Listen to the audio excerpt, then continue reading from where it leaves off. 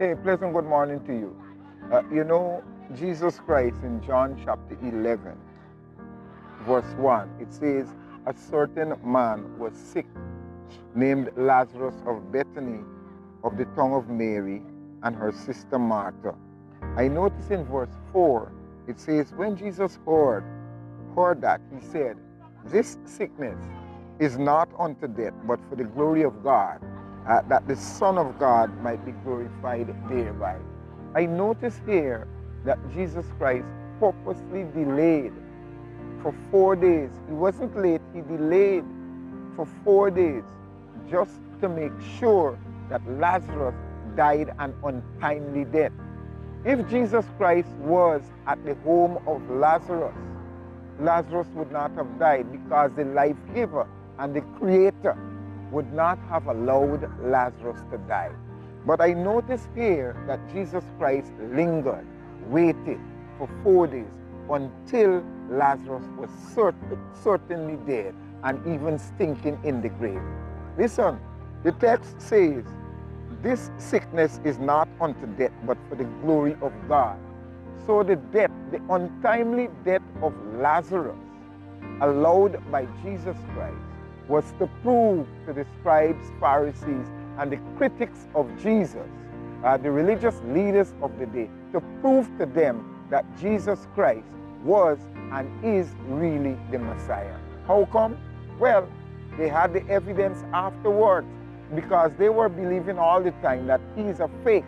But when you resurrect a man, well, before he resurrected Jairus' daughter, he resurrected the widow of Nain's son, but they were not dead for 4 days.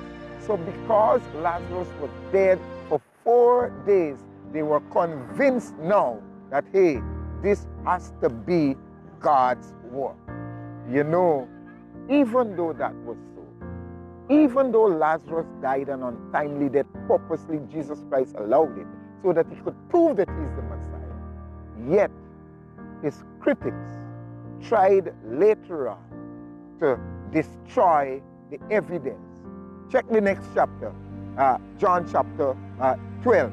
They tried to destroy the evidence, Lazarus himself. In short, when next somebody has died an untimely death, check yourself and ask yourself, hey, what can I learn from this? And remember too, that whether you die an untimely death or not, when you die in Christ, Jesus Christ has the ability to resurrect you as he resurrected Lazarus.